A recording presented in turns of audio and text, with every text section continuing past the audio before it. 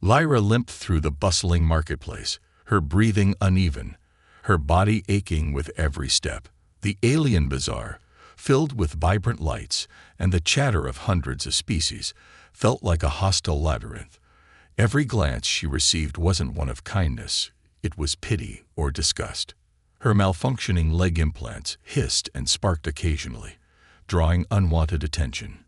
She clutched her tattered cloak tighter, trying to hide the metal limbs beneath, but the limp made it impossible to disguise.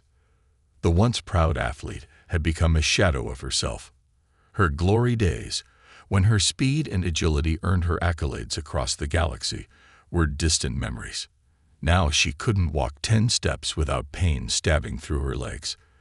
The implants, meant to enhance her performance, had turned into a curse after the accident.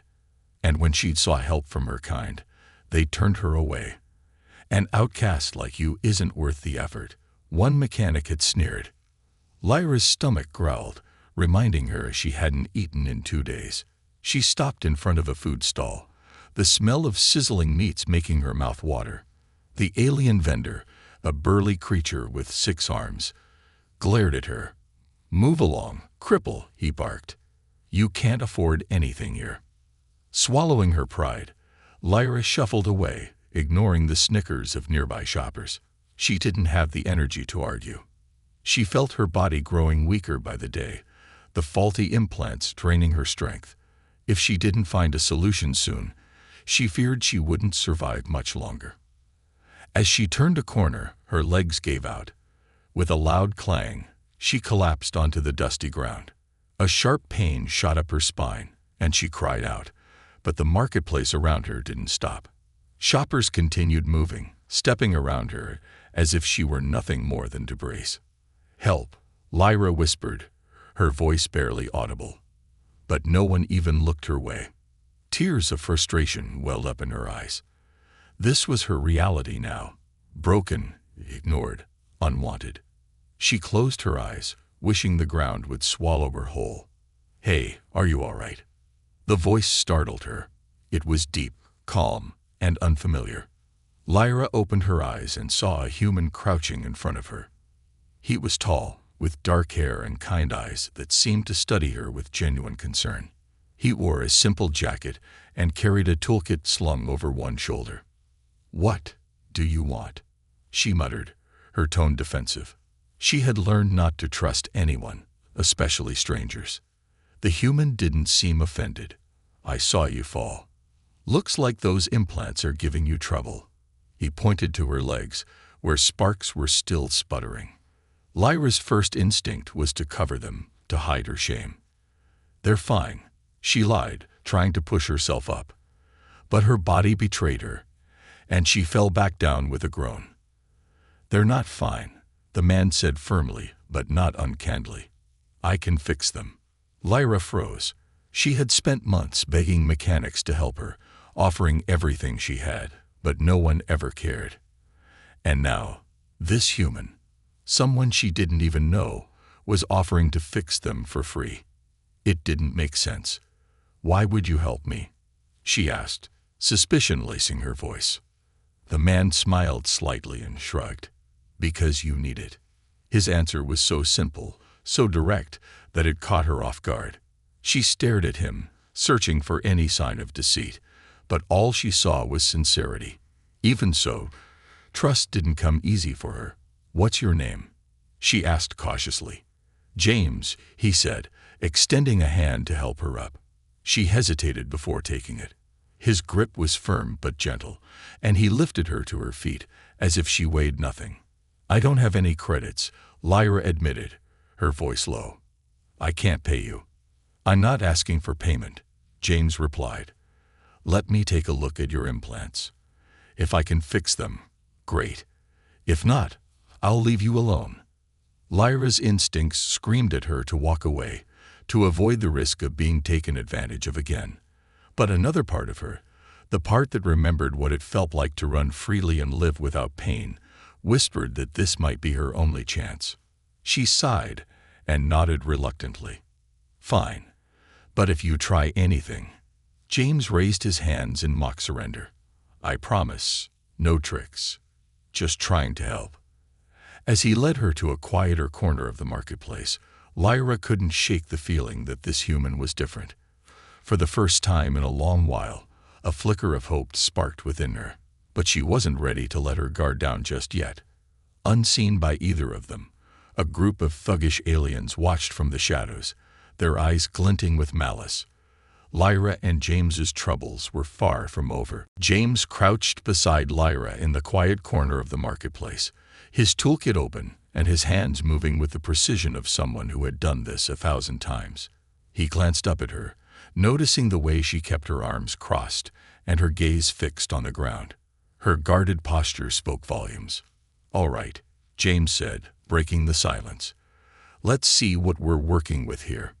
Lyra hesitated before slowly lifting the hem of her cloak, revealing the full extent of her implants. They were sleek but clearly damaged, with visible cracks and wires sparking faintly. The once polished metal was now tarnished, a sad reflection of the state she was in. James whistled softly. "These are high-grade military implants," he said, impressed. "Where did you get them?" Lyra stiffened. "None of your business." James raised an eyebrow, but didn't press further. "Fair enough. But whoever installed these didn't do a bad job. The problem isn't the design. It's the neglect. When was the last time you had these serviced?" Lyra's jaw tightened. "If I could afford to get them serviced, do you think I'd be sitting here with sparks flying out of my legs?" James nodded, his expression sympathetic. "Fair point. Don't worry. I've fixed worse than this." He pulled out a diagnostic tool and began scanning the implants. Lyra watched him warily, her mind racing. Why was he helping her? Humans were rare in this part of the galaxy, and most aliens treated them with suspicion. Yet here was James, a stranger who had no reason to care, offering her help without asking for anything in return. It didn't add up. "You're awfully confident for someone working on something so complex," she said, trying to mask her unease with sarcasm. James chuckled. "I used to be an engineer for the Alliance fleet. Fixing tech like this was my bread and butter. Trust me, you're in good hands." Lyra frowned. "The Alliance fleet? What's a former engineer doing wandering around this backwater marketplace?" James's hands paused for a moment, but his expression didn't change. "Let's just say I'm taking some time away from the fleet. Needed a change of scenery." It wasn't much of an answer, but Lyra didn't push. She knew what it was like to run from your past. As James worked, she couldn't help but notice how focused he was. His movements were deliberate, his expression calm. It was strange to see someone so at ease while dealing with technology that most mechanics would have refused to touch. For the first time in years, she felt a flicker of hope. "So," James said, breaking the silence, "you going to tell me how someone like you ended up with military-grade implants?" Lyra stiffened again. "Why does it matter?" James shrugged. "It doesn't, but it might help me understand what went wrong. These implants weren't designed for casual use. They're built for combat or extreme performance. If I know how you've been using them, I can fix them better." Lyra hesitated. She didn't like talking about her past, but something about James's tone, genuine, non-judgmental, made her consider it. "I was an athlete," she admitted reluctantly. "A sprinter, fastest on my homeworld. These implants were a gift from my sponsor. They said they'd make me unstoppable." James glanced up, surprised. "An athlete. That's impressive." "Was impressive," Lyra corrected bitterly. "Until the accident. My implants malfunctioned during a race. I went down hard, broke both legs. Turns out, my sponsor had skimped on the maintenance budget. They blamed me, said I was careless. I lost everything. My career, my reputation. Now I'm just this." Her voice broke on the last word, and she looked away, embarrassed by the sudden emotion. James didn't say anything for a moment, just kept working. "Sounds like you got a raw deal," he said finally. "But you're still here. That counts for something." Lyra scoffed. "Barely." James smiled faintly. "Sometimes barely is all you need to start over." Lyra didn't respond, but his words lingered in her mind. Start over. She'd given up on that idea long ago. After a while, James leaned back, wiping his hands on a rag. Okay, I've stabilized the circuits. You shouldn't have any more sparks for now. But to fully fix these, I'll need some parts. Lyra's heart sank. I don't have credits for parts. I'll handle it, James said simply. Lyra blinked. Why? What's in this for you? James met her gaze, his expression serious. You're not the first person I've seen struggling to get back on their feet. I've been there too. If I can help someone else, maybe it makes what I went through worth it. Lyra didn't know what to say. No one had ever spoken to her like that before, as if her life had value. She looked away, her voice soft. Thank you. Don't thank me yet, James said with a grin. I'll be back with the parts. In the meantime, try not to get into any more trouble. As James stood and walked away, Lyra watched him go, a strange mix of emotions swirling inside her. For the first time in years, she felt like she wasn't completely alone. But as she glanced around the marketplace, she noticed a group of thugs eyeing her from the shadows. Her unease returned. Trouble, it seemed, wasn't done with her yet. Lyra sat alone in the corner of the rundown inn James had found for her. The dim light from a single overhead bulb cast long shadows across the room, and the hum of machinery outside was the only sound. Her legs, though temporarily stabilized, still ached, a dull reminder of how far she had fallen. She hated feeling vulnerable, and yet here she was, relying on a human she'd just met. Her fingers traced the seams of her implants, feeling the scratches and dents, each one a painful memory of rejection and failure. For years, she had built walls around herself to keep out the pitying stares and cruel remarks. But James's kindness had stirred something she wasn't prepared to face: hope. The door creaked open, and James entered, carrying a small bag of parts. He looked tired but satisfied. Got what I needed, he said, setting the bag down. Took some convincing, but I managed. Lyra raised an eyebrow. Convincing? What does that mean? James grinned. Let's just say the vendor had an overly optimistic sense of what these parts were worth. A little haggling brought him back to reality. Lyra smirked despite herself. You're surprisingly good at this. I've had practice, James replied, pulling up a chair and laying out the parts on the table. Now let's get those legs of yours working properly. She hesitated before stretching her legs out for him to examine. The trust she was extending felt foreign, uncomfortable, but necessary. James worked quietly, his hands moving with the precision of someone who had lived through more than he let on. Lyra studied him, trying to piece together his story. You said you used to be with the Alliance fleet, she began cautiously. Why did you leave? James didn't look up. It's complicated. Try me. He sighed, pausing his work. I was stationed on the front lines during the Galactic War. We were supposed to be the saviors, the ones who brought peace, but all I saw was destruction. Planets turned to rubble, families torn apart. We weren't saving anyone. We were just cleaning up messes too big to fix. Lyra's expression softened. So you left. I had to, James said, his voice quieter now. One day, I looked at myself and didn't recognize the man in the mirror. I needed to do something real, something that actually made a difference. Lyra nodded slowly. And fixing broken strangers is your way of making a difference. James glanced up, meeting her eyes. Sometimes fixing one person can matter more than trying to fix an entire galaxy. For a moment, the room was silent. Lyra wasn't sure how to respond. She had spent so long believing she didn't matter that hearing someone say otherwise felt strange, unsettling. My turn, James said, breaking the tension. You mentioned you were an athlete. What happened? Lyra hesitated, her instinct to deflect kicking in.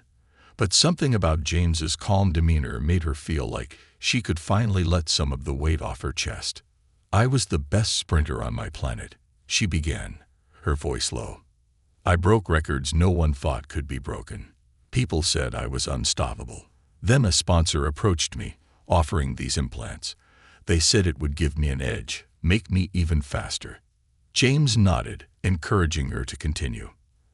At first, it worked, Lyra said, her tone bitter. I was unbeatable. But then, during a championship race, the implants malfunctioned. I fell, shattered both legs. The sponsors blamed me, said I pushed the implants too hard. They cut me off, and my career was over. No one cared about the truth. They just wanted someone to blame. James frowned. They sabotaged you. I don't know, Lyra admitted. But it doesn't matter. No one would touch me after that. I became nothing. You're not nothing, James said firmly. You're here, and you're still fighting. That counts for something. Lyra scoffed. Barely. Barely is enough, James replied, echoing his earlier words. You just need someone to believe in you. She looked at him, trying to gauge whether he was being serious. His expression was steady, unshakable. For the first time in years, she felt like someone was actually listening, actually seeing her. Before she could respond, the door slammed open, and 3 large aliens entered, their faces twisted into sneers. Lyra recognized them immediately, thugs from the marketplace. Her heart sank. Well, the leader said, his voice dripping with malice. Look who's gone, and found herself a little helper. James stood, positioning himself between Lyra and the thugs. Can I help you? He asked, his tone calm but edged with steel. You can hand over whatever you bought with her, the leader growled. And maybe we'll let you both walk out of here. James's jaw tightened. Not happening. The leader laughed. Brave words, human. Let's see if you can back them up. Lyra's hands clenched into fists. She wasn't sure what was about to happen, but for the first time in a long while, she wasn't going to back down without a fight. The room was charged with tension as the alien thugs moved closer, their hulking forms towering over James and Lyra. Lyra's heart pounded as she glanced at James, unsure if he could handle this. He seemed calm, too calm for someone about to face off against 3 armed aliens. The leader smirked, pulling out a crude weapon that hummed with energy. Last chance, human. Hand over the parts and leave the girl, or you'll regret it. James didn't flinch. Instead, he tilted his head, assessing them with the steady gaze of someone who had been in worse situations. You're making a mistake, he said, his voice even. Walk away now, and no one gets hurt. The leader laughed, a guttural sound that echoed through the small room. You're outnumbered and you don't even have a weapon. What are you going to do? Talk us to death? James's lips curled into a faint smile. Something like that. Before the leader could react, James moved. In a blur, he grabbed a wrench from his toolkit and swung it with precision, knocking the weapon out of the leader's hand. The thug staggered back, roaring in anger. The other 2 lunged forward, but James was ready. He ducked under a clumsy punch, using his momentum to drive his shoulder into one thug's chest, sending him crashing into the wall. The 3rd thug hesitated, clearly rethinking his choices, but before he could retreat, Lyra surprised herself by stepping forward. Her repaired legs whirred softly as she delivered a sharp kick to his midsection, her movements fluid and fast, an echo of the athlete she used to be. The thug crumpled, groaning in pain. The leader, recovering from James's initial attack, growled and reached for his weapon again. But James was quicker. He grabbed the bag of parts and hurled it at the leader's head, knocking him off balance. Time to go, James shouted, grabbing Lyra's arm. Lyra didn't argue. The 2 of them bolted out of the room, weaving through the narrow corridors of the inn as shouts of anger echoed behind them. Lyra's legs carried her effortlessly, the pain that had plagued her for months now gone. For the first time in years, she felt a sense of freedom, of control. They burst out into the open marketplace, the bright lights and noise hitting them like a wave. James led her through the crowd, his grip firm but not panicked. Finally, They ducked into an alley, the chaos of the market muffled by the narrow walls. James leaned against the wall, catching his breath. "Well," he said, a grin breaking across his face, "that was fun." "Fun?" Lyra snapped, her voice sharp. "We were almost killed." James shrugged, almost being the key word. "You handled yourself pretty well, by the way." Lyra blinked, taken aback. I didn't think I could still move like that." James gestured to her legs. "You've still got it, Lyra. Those implants might have been broken, but you're not." She looked down at her legs, flexing them experimentally. They felt strong, steady. For so long, they had been a source of pain and shame, but now they felt like hers again. "Thank you," she said quietly, the words awkward on her tongue. She wasn't used to gratitude, especially not for something so monumental. James waved it off. "Don't mention it, but we should probably find somewhere else to lay low. Those guys aren't going to give up that easily." Lyra frowned. "Why did you do it? Why not just let them take the parts and leave me behind?" James's expression softened. "Because I've been left behind before, and I know how much it hurts." The sincerity in his voice made her chest tighten. She wasn't used to people caring. Not really. For the first time in years, she felt a flicker of something she thought she'd lost. Hope. As they walked through the dimly lit streets, Lyra couldn't help but notice the ease with which she moved now. Her legs carried her effortlessly, each step a reminder of what she'd thought was gone forever. She glanced at James, who was scanning their surroundings with practiced vigilance. "You know," she said, breaking the silence, "you're not half bad for a human." James grinned. "I'll take that as a compliment." The moment of levity was short-lived, however. Lyra's sharp eyes caught movement at the end of the street, a familiar figure stepping out of the shadows. The leader of the thugs, flanked by twice as many goons as before, was blocking their path. "Well," James said, his tone casual but his posture tense, "looks like round two." Lyra's heart sank, but this time she didn't feel helpless. She glanced at James, then down at her legs. They were working perfectly now, and she wasn't going to let anyone take that away from her. "Let's make it a good one," she said, her voice steady. James glanced at her and smiled. "That's the spirit." As the thugs advanced, Lyra felt something she hadn't felt in years. Confidence. Together, she and James stood their ground, ready to face whatever came next. The thugs closed in, their heavy boots echoing against the narrow alley walls.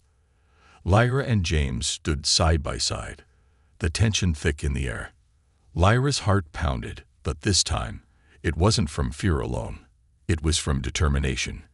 For years, she had been beaten down, told she was worthless, abandoned by the people who had once cheered her name. Now, with her legs working again and James standing beside her, she wasn't going to let anyone take away the hope she just found. "Well, human," the leader sneered, his earlier humiliation fueling his rage, "I'll give you one last chance to walk away. Leave the girl, hand over the parts, and maybe we won't break all your bones." James smirked, his stance relaxed but ready.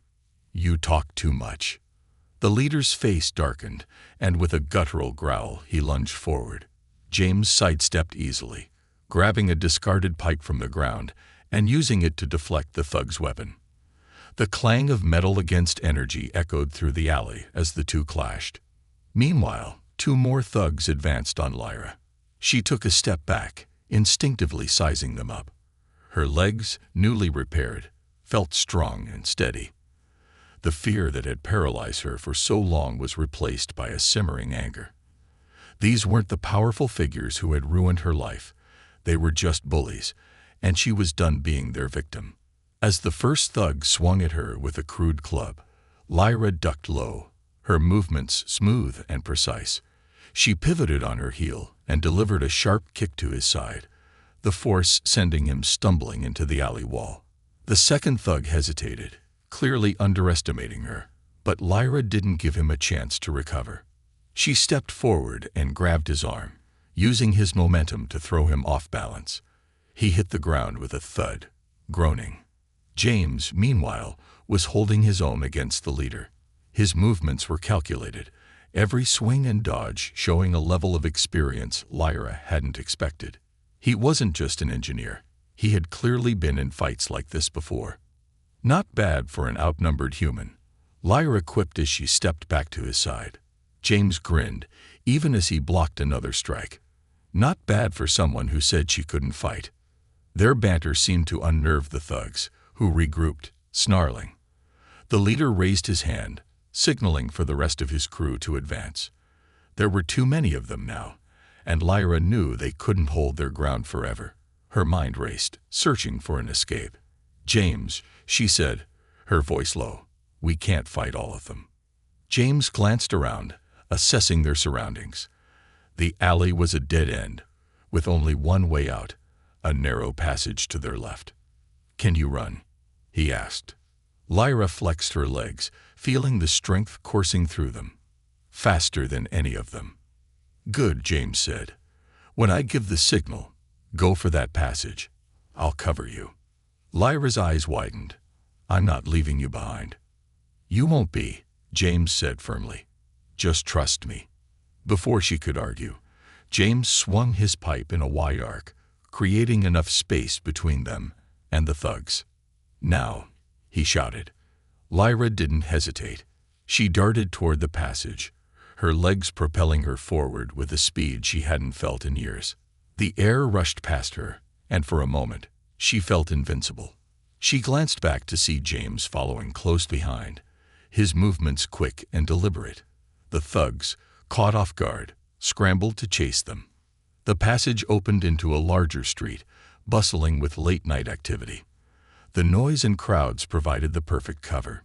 James grabbed Lyra's arm, guiding her toward a nearby transport hub. "Keep moving," he said, his voice urgent. They slipped into the hub, blending into the sea of travelers. Lyra's pulse raced as they ducked into a quiet corner, finally catching their breath. She looked at James, her chest heaving. "You didn't have to stay behind for me." James shrugged, his usual grin returning. "What kind of teammate would I be if I didn't?" Lyra's lips twitched into a small smile. "Teammate, huh?" "Sure," James said. "You kicked some serious ass back there. I'd say we make a pretty good team." For the first time in years, Lyra felt a spark of pride. She had stood her ground, fought back, and escaped. She wasn't the broken woman she had believed herself to be. And James, this strange, kind human, had made her realize that. But as the adrenaline began to fade, a nagging thought crept into her mind. The thugs wouldn't give up that easily. They had crossed someone dangerous, and sooner or later they would come looking for revenge. Lyra clenched her fists. She wasn't going to run anymore, not from them, not from her past. "James," she said, her voice steady, "if we're a team, then we're going to need a plan. I'm done letting people push me around."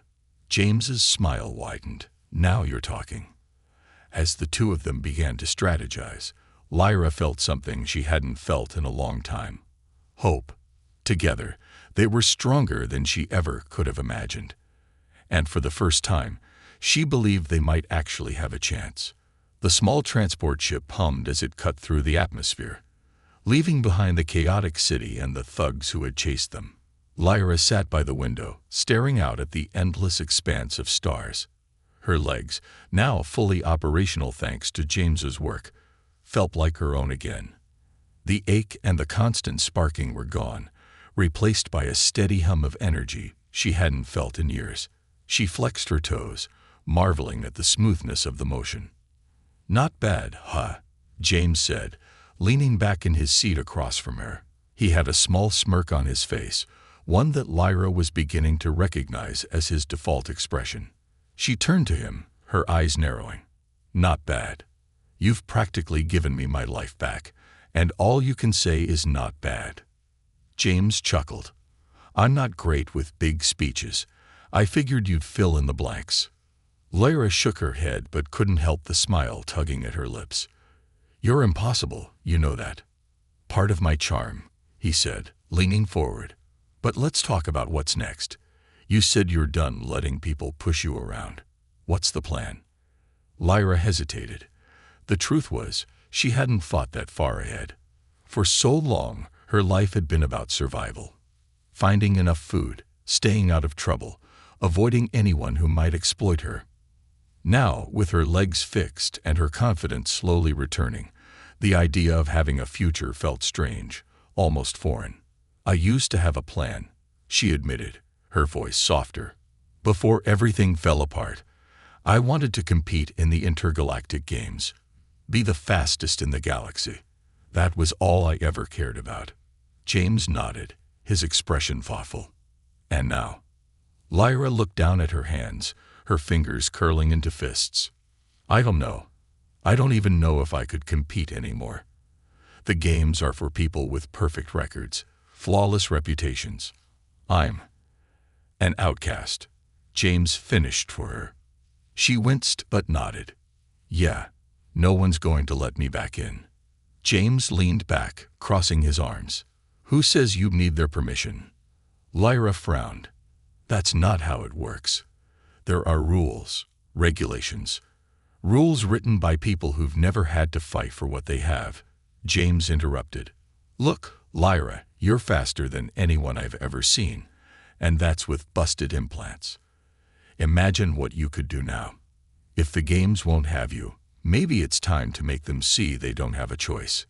His words hung in the air, heavy with possibility. Lyra wanted to believe him, but the doubts she had carried for so long were hard to shake. What if I fail? She asked, her voice barely above a whisper. James leaned forward, his gaze steady. Then you fail. But at least you'll know you tried. And if there's one thing I've learned, it's that the people who matter don't care about your past. They care about what you do next. The ship jolted slightly as it entered a new planet's atmosphere, breaking Lyra out of her thoughts. She looked out the window and saw a sprawling training complex below, its sleek structures glittering under the sunlight. Her breath caught in her throat. Where are we? She asked. Terrace Training Grounds, James replied. It's a neutral facility. Athletes from all over the galaxy come here to train, no questions asked. I figured if you're serious about making a comeback, this is where we start.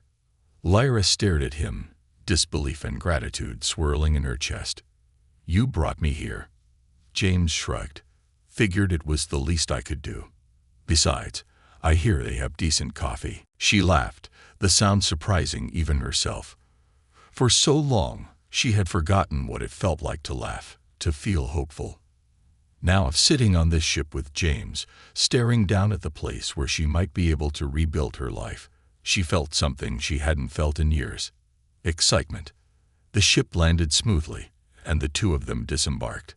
The training grounds were even more impressive up close, with advanced facilities, cutting-edge equipment, and athletes from dozens of species pushing themselves to their limits. Lyra's heart raced, not from fear, but from anticipation. This is it, James said, his voice soft but encouraging. Your new beginning. Lyra took a deep breath, her hands trembling slightly. She wasn't sure what the future held, but for the first time in years, she was ready to face it. She turned to James, her expression serious. You're staying, right? James raised an eyebrow. You want me to? She nodded. You got me this far. I think I'm going to need you around for whatever comes next. James smiled, a rare, genuine smile that made her chest tighten. I'll stick around. Someone's got to keep you out of trouble. Together, they walked toward the training grounds, side by side. Lyra didn't know if she'd succeed or fail, but one thing was certain. She wasn't going to face it alone. The training grounds buzzed with activity as Lyra stepped onto the track. The morning sun bathed the metallic surface in a warm glow, and the hum of nearby drones echoed across the vast expanse. Around her, athletes from every corner of the galaxy pushed their limits, practicing, competing, failing, and rising again. It was a place of relentless determination, a place where potential met possibility. And now, it was her turn. James stood a few steps behind her, arms crossed. His ever-present grin softened into something more encouraging. "You ready for this?" Lyra glanced back, her heart pounding in her chest. The weight of the moment pressed down on her like gravity, but for once she didn't feel crushed by it. Instead, it anchored her, reminded her of how far she had come. She nodded. "I'm ready." But the truth was, she wasn't sure if she was. The last few days had been a whirlwind. Escaping the city, evading the thugs, and arriving at terrorist training grounds. Now, standing here with her legs fully functional for the first time in years, she felt a strange mix of fear and excitement. What if she failed? What if everything James believed about her was wrong? The starter drone hovered nearby, its mechanical voice monotone and precise. Athlete Lyra. Distance, 500 meters. Goal, personal best. Lyra closed her eyes, tuning out the noise around her. She focused on the rhythm of her breathing, the hum of her implants, and the steady beat of her heart. When the countdown began, she crouched into position, her fingers brushing the cool surface of the track. 3, 2, 1. The drone buzzed, and Lyra exploded forward. For a split second, the world seemed to stand still, then blur as she surged ahead. Her legs moved with precision, each stride effortless yet powerful. The wind whipped past her face, carrying away the doubts that had clung to her for so long. She wasn't running from her past anymore. She was running toward her future. The finish line came into view far sooner than she expected. As she crossed it, the timer above the track displayed her result. Lyra skidded to a halt, her chest heaving, her body trembling with exhilaration. She turned to look at the screen, her breath catching. Time, 12.03 seconds, the drone announced. New record for this course. For a moment, Lyra didn't move. She just stared at the screen, her mind struggling to process what she had done. A record. After everything, after years of pain, rejection, and failure, she had just set a record. The sound of clapping broke her trance. She turned to see James grinning from ear to ear, his hands applauding loudly. Not bad, sprinter. Not bad at all. A laugh bubbled out of her, unbidden and unstoppable. She felt light, free in a way she hadn't in years. "I can't believe it," she said, her voice tinged with disbelief. "I actually did it." "You didn't just do it," James said, walking over to her. "You crushed it." Other athletes began to gather, murmuring among themselves. Lyra caught snippets of their conversations, whispers of admiration, curiosity, and maybe even a little envy. For the first time in years, she wasn't invisible. She wasn't the broken outcast struggling to survive. She was someone worth noticing. The moment didn't last long, though. A figure emerged from the crowd, tall and imposing, with an air of authority. Lyra recognized her instantly. The head trainer of terrorist training grounds, an alien with sharp features and piercing eyes that seemed to see through her. "You're Lyra," the trainer said, her tone neutral but her gaze intense. Lyra nodded, unsure of what to say. Was she about to be reprimanded for something? Told she didn't belong here? "That was impressive," the trainer said after a pause. "I've heard of you before. Your record-breaking career, your fall from grace. I didn't think you'd ever make it back." Lyra bristled at the mention of her past, but held her ground. "I'm here now." The trainer nodded, her expression unreadable. "Indeed you are. And if you keep performing like that, you'll have a spot in the intergalactic qualifiers. But don't expect it to be easy. Everyone here is fighting for the same thing." Lyra's heart raced. A spot in the qualifiers. It was more than she had dared to dream.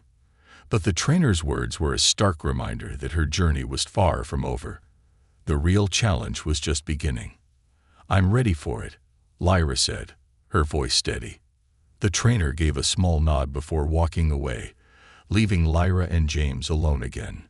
James clapped her on the shoulder, his grin returning. "Well, look at that. You're not just back. You're on your way to the big leagues." Lyra looked down at her legs, the implants that had once been her greatest burden. Now they felt like an extension of herself, a reminder of what she was capable of. She looked at James, gratitude swelling in her chest. "I couldn't have done this without you." James shrugged. "Maybe not. But the real work? That was all you." As they walked off the track, Lyra felt a new sense of purpose. She wasn't just surviving anymore. She was living, chasing dreams she thought she'd lost forever. And with James by her side, she knew she could face whatever came next.